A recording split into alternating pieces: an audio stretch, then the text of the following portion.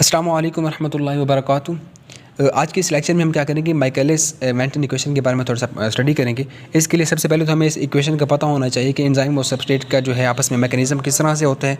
क्या वो directly product के अंदर तब्दील हो जाते हैं या फिर वो कोई कम्प्लेक्स बनाते हैं। ठीक है, अब इस चीज़ का तो हमें पता है पड़ा कि एंजाइम और जो सबस्ट्रेट आपस में कंबाइन होते हैं तो वो पहले सबसे ES कॉम्प्लेक्स बनाएंगे। ES कॉम्प्लेक्स बनाने के बाद जो है वो क्या करेंगे, प्रोडक्ट के अंदर कन्वर्ट होंगे। अब यहाँ पे हमारे पास कुछ कांस्टेंट है, कांस्टेंट को आपने हमेशा याद रखने हैं। कांस्टेंट किस तरह से, जब हमारे पास एंजाइम और सबस्ट्रेट आपस में कंबाइन हुए, उन्होंने ES कॉम्प्लेक्स बनाया। ठीक है, इस फॉरवर्ड रिएक्शन का जो फर्स्ट कांस्टेंट था वो हमारे पास K1 है। अब ES कॉम्प्लेक्स जैसे ही वो बन गया, ES कॉम्प्लेक्स बनने के बाद हमारे पास दो तरह की पॉसिबिलिटीज़ होती हैं। किस तरह, या तो वो ES कॉम्प्लेक्स जो है वो सारा का सारा प्रोडक्ट के अंदर कन्वर्ट हो जाए, उसका जो कांस्टेंट हमारे पास होगा वो हमारे पास क्या होगा, K2। या उसकी जो दूसरी पॉसिबिलिटी है वो हमारे पास ये है कि एंजाइम, ठीक है, जो एंजाइम सबस्ट्रेट कॉम्प्लेक्स है ये सारा का सारा क्या हो, ये सारा नहीं बल्कि इसमें जो कुछ हिस्सा है वो सबस्ट्रेट के अंदर चला जाए और कुछ जो है वो प्रोडक्ट के अंदर चला जाए। अगर ये रिवर्स प्रोसेस में जा रहे हैं तो ये हमारे पास क्या होगा, इसका जो कांस्टेंट होगा वो K-1 होगा। ठीक है, अब ये हमारे पास इसका मैकेनिज़्म था। अब ये इसके लिए हमारे पास इस मैकेनिज़्म के अंदर जो रेट ऑफ रिएक्शन है उसको स्टडी करने के लिए माइकलिस एंड मेंटन ने अपनी एक इक्वेशन डिराइव की थी। ठीक है, अब इसके अंदर हमारे पास क्या चीज़ है, ये हमारे पास इनिशियल वेलोसिटी है।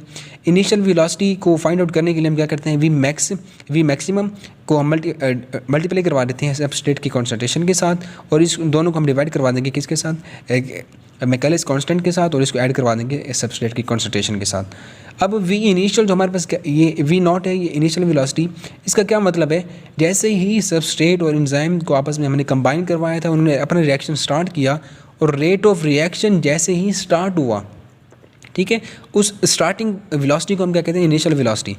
ठीक है, ये हमारे पास क्या होता है, अभी मैंने बता दिया कि ये एंजाइम और सबस्ट्रेट आपस में जैसे ही कंबाइन करेंगे और रेट ऑफ रिएक्शन स्टार्ट होगा, उसकी वो इनिशियल वेलोसिटी है। और मोस्टली बहुत सारे इस तरह के एंजाइम होते हैं कि जैसे हम सबस्ट्रेट के साथ उनको अटैक कंबाइन करवाते हैं तो वापस में रिएक्ट ही नहीं करते, तो उनकी इनिशियल वेलोसिटी भी नहीं होती, ज़ीरो होती है वो। खैर, अब मैंने ये इनिशियल वेलोसिटी का बता दें कि इसको हम किस तरह से वो करेंगे। हाँ, कुछ लोगों के माइंड में अभी आ रहा होगा कि भाई इसकी डेरिवेशन किस तरह से होगी, इसको किस तरह से उसने डिराइव किया था। तो ये हमारे सिलेबस के अंदर नहीं है इसकी डेरिवेशन, क्योंकि हमारी किताब के अंदर लिखा हुआ है कि no need of derivation of Michaelis Menten equation.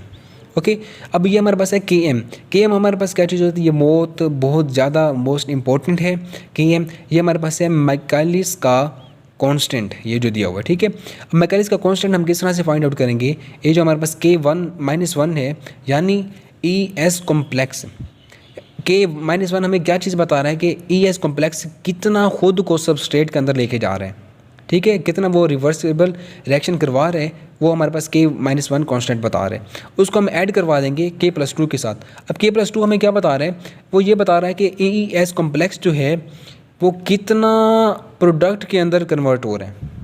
ठीक है, अब K2 ने हमें ये बता दिया, इन दोनों को आपस में हम ऐड करवाएंगे और जो K1 हमारे पास फॉरवर्ड रिएक्शन का हमारे पास क्या था, कांस्टेंट था, उसके साथ डिवाइड करवा देंगे इनको आपस में। मतलब ये कैलकुलेशन करने के बाद हमारे पास जो वैल्यू आएगी वो हमारे पास क्या होगी, Km वैल्यू।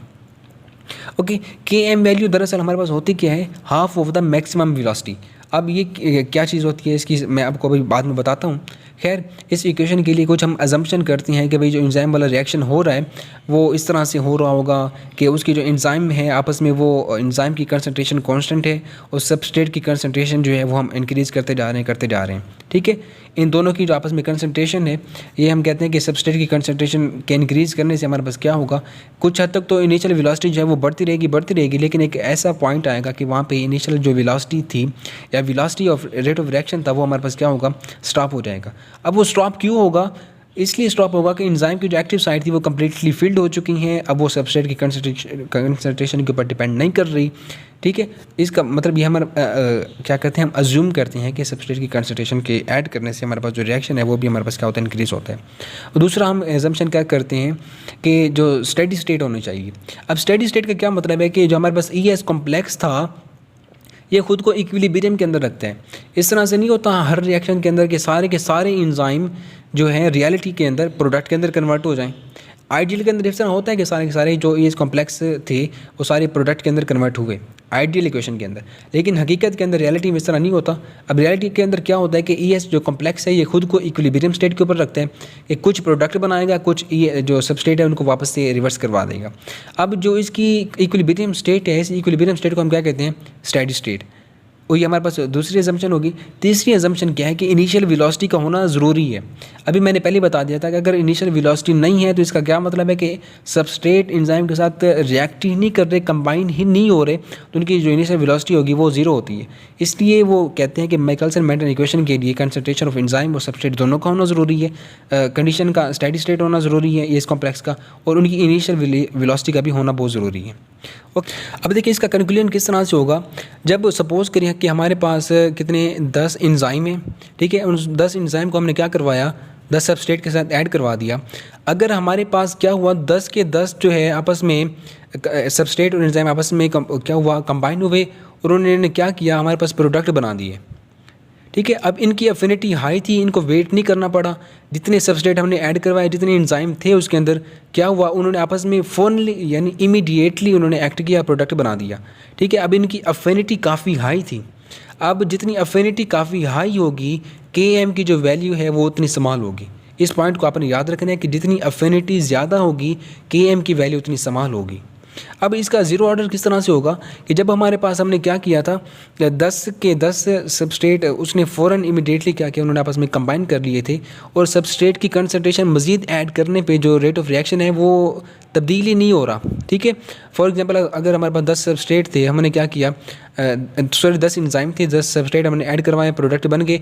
इसके अलावा हमने क्या किया, 10 सबस्ट्रेट और ऐड करवा दिए, और क्या होगा, प्रोडक्ट हमारे पास सेम ही रहेंगे। सबस्ट्रेट के ऐड करवाने से जो प्रोडक्ट की कंसंट्रेशन है उसके अंदर भी कोई तब्दीली नहीं आई, और जो रेट ऑफ रिएक्शन था, वेलोसिटी थी, वो भी हमारे पास क्या हुआ, उसकी वो तब्दील नहीं हुआ।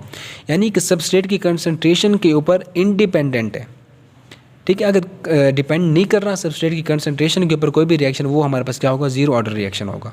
इसी तरह अब लार्ज की वैल्यू कब होगी, जब हमारे पास उन दोनों की सबस्ट्रेट और एंजाइम की अफिनिटी है वो कम होगी। अब कैसे, सपोज़ करें कि हमारे पास वही 10 एंजाइम थे, 10 एंजाइम के साथ हमने क्या किया, ऐड करवा दिए 10 सबस्ट्रेट। अब क्या हुआ, हमारे पास जो प्रोडक्ट बने वो हमारे पास सिर्फ 5 बने। इसका क्या मतलब है कि एंजाइम जो थे वो हमारे पास 5 बाकी रह गए, लेकिन जो सबस्ट्रेट थे उनमें से जो 5 उन्होंने कंबाइन कर लिया, वो तो मतलब एक्टिव थे, और जो 5 थे उनके साथ एंजाइम ने एक्ट ही नहीं किया कि भाई हमें आपकी ज़रूरत नहीं है। लेकिन जब हम क्या करेंगे, ज़बरदस्ती 10 और ऐड करवा देंगे, उनमें से क्या होगा, फिर आपस में 5 हमारे पास प्रोडक्ट आ जाएंगी। अब जितने एंजाइम हमारे पास कितने थे, 10 थे, अब हमारे पास प्रोडक्ट भी जाके 10 हुई हैं। यानी 10 एंजाइम के लिए हमारे पास क्या हुआ, 20 सबस्ट्रेट को ऐड करवाया, फिर जाकर हमारे पास 10 प्रोडक्ट बनी। अब सबस्ट्रेट के ऐड करवाने से क्या हुआ, रेट ऑफ रिएक्शन भी बढ़ गया था। अगर हम सबस्ट्रेट जो है वो 10 की 10 ही रखते तो हमारे पास क्या होता, एंजाइम सिर्फ 5 रहते, और क्या रेट ऑफ जो कंसंट्रेशन है वो उसके ऊपर डिपेंड नहीं कर रहा था। अब चूँकि सबस्ट्रेट की कंसंट्रेशन ऐड करवाने पे रेट ऑफ रिएक्शन बढ़ा, प्रोडक्ट की कंसंट्रेशन भी बढ़ी, तो इसको हम क्या कहेंगे, ये हमारे पास फर्स्ट ऑर्डर रिएक्शन है। यानी अगर सबस्ट्रेट की कंसंट्रेशन के ऊपर डिपेंड कर रहे हैं रिएक्शन, तो वो हमारे पास फर्स्ट ऑर्डर होगा। अब लो अफिनिटी किस तरह से थी, अब देखिए 10 थे, 10 एंजाइम में से सिर्फ 5 प्रोडक्ट बने थे। सबस्ट्रेट की कंसंट्रेशन हमने बढ़ाई 20 की, फिर जाकर एंजाइम के साथ उन्होंने क्या आपस में रिएक्ट किया। अगर हाई अफिनिटी होती तो 10 के 10 जो है आपस में कंबाइन होकर प्रोडक्ट बना लेते, लेकिन ऐसा नहीं हुआ। फिर हमारे पास हुआ क्या कि सबस्ट्रेट की कंसंट्रेशन ऐड करने पे जब हम डबल करेंगे, ट्रिपल करेंगे, फिर जाकर जो है जाकर के क्या होगा, एंजाइम सारी की सारी आपस में उनकी जो एक्टिव साइट हैं वो फील्ड होंगी, और फिर जाके क्या होगा, हमारे पास रिएक्शन जो है वो प्रोसीड होगा। ओके, इनकी ग्राफिकल रिप्रेजेंटेशन को देख लेते हैं कि जब हम सबस्ट्रेट को इनिशियल वेलोसिटी के साथ क्या करते हैं, इनका ग्राफ बनाने की कोशिश करती हैं, तो हमारे पास होता कि क्या चीज़ अटेन होती है कि सबस्ट्रेट के ऐड करवाने पे जब हमारे पास क्या होगा, एंजाइम जो है वो कांस्टेंट होगा।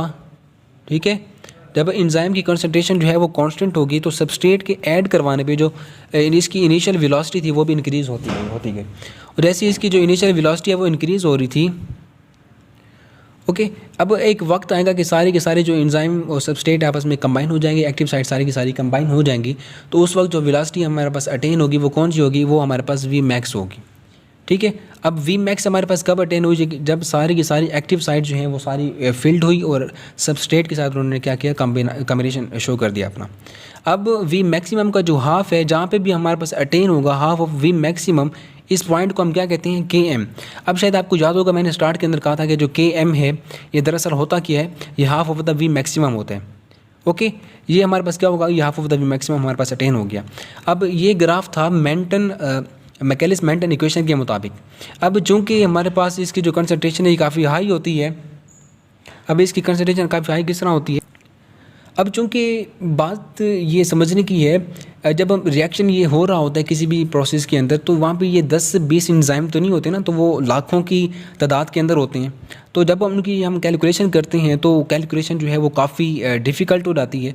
तो उस कैलकुलेशन को थोड़ा सा ईजी करने के लिए क्या किया था, एक साइंटिस्ट थे हमारे पास, कौन से, लाइनवीवर बर्ग साइंटिस्ट, उन्होंने एक अपनी इक्वेशन बनाई थी। इक्वेशन क्या मतलब, थोड़ा सा मॉडिफाइड किया था, मॉडिफिकेशन लेके आया था इसी मेंटन इक्वेशन के अंदर। अब मॉडिफिकेशन वो किस तरह से लेके आया था कि अगर वी नॉट हमारे पास 10 है, उसने क्या किया कि वी नॉट को 1 से डिवाइड करवा दिया। अब जो वैल्यू हमारे पास 10 आ रही थी इतनी बड़ी, उसको क्या किया, उसने थोड़ा सा शॉर्ट करके लिख दिया। यानी अब 1 के साथ डिवाइड करवाने से जितनी भी हमारे पास वैल्यूज़ थी उनकी जो हमारे पास कैलकुलेशन है वो थोड़ी सी समाल हो गई। अब समाल कैलकुलेशन के लिए उन्होंने क्या किया कि इस इक्वेशन को थोड़ा सा मॉडिफाइड किया था। अब इस इक्वेशन इस तरह से इस इक्वेशन को मॉडिफाइड करने से हमारे पास जो नया ग्राफ आया वो एक सिंपल स्लोप थी, ठीक है, वो ज़्यादा कॉम्प्लेक्स नहीं थी कि मतलब स्लोप बन रहा है तो कौन सी पॉइंट के ऊपर कितनी कंसंट्रेशन होगी, रेट ऑफ रिएक्शन कितना होगा, तो वहाँ पे थोड़ा सा डिफिकल्ट होता है स्लोप वाले ग्राफ के अंदर, ठीक है, स्लोप वाले नहीं, उसके अंदर हाइपरबोला ग्राफ के अंदर और पैराबोला ग्राफ के अंदर। लेकिन अब चूंकि स्ट्रेट लाइन हमारे पास स्लोप आ गया है, इसके अंदर हमारे पास बहुत ही ईजी है कि हर पॉइंट के ऊपर जो है हमारे पास वी मैक्सिमम को भी हम देख सकते हैं, और जो स्लोप हमारे पास है वो हमारे पास के एम ओवर वी मैक्सिमम होते हैं, ठीक है। अब ये हमारे पास सारा था कि मैकेलिस मेंटन इक्वेशन की ग्राफिकल रिप्रेजेंटेशन किस तरह से थी, इनके अंदर मॉडिफिकेशन किस तरह से आई, और इसकी कंक्लूजन क्या था, और इसके अंदर अजम्पशन हमने कौन कौन सी की, और इसके अंदर इक्वेशंस कौन कौन सी हैं, ठीक है। जो ओल्ड इक्वेशन थी वो मैंने पहले बता दी थी। अब जो हमारे पास नई इक्वेशन आई थी वो हमारे पास ये है, 1 over v naught is equal to k m over v maximum plus 1 over v maximum. ये क्या था, ये लाइन वीवर जो बर्ग था साइंटिस्ट, उन्होंने अपनी इस इक्वेशन को डिराइव किया था। ये हमारे पास मॉडिफिकेशन है। ओके, आई होप कि आपको सारी चीज़ें समझ आ गई होंगी। अगर नहीं है तो आप इस वीडियो को क्या करेंगे, आप इसे दोबारा से मतलब दो बार रिपीट करके सुन लेंगे, इंशाल्लाह आपको सारे पॉइंट क्लियर हो जाएंगे। अगर फिर भी कोई पॉइंट रह जाता है तो आप काइंडली कमेंट में ज़रूर बता दीजिएगा, ताकि हम उसके ऊपर फिर एक और वीडियो बना देंगे। ओके, अल्लाह हाफिज़।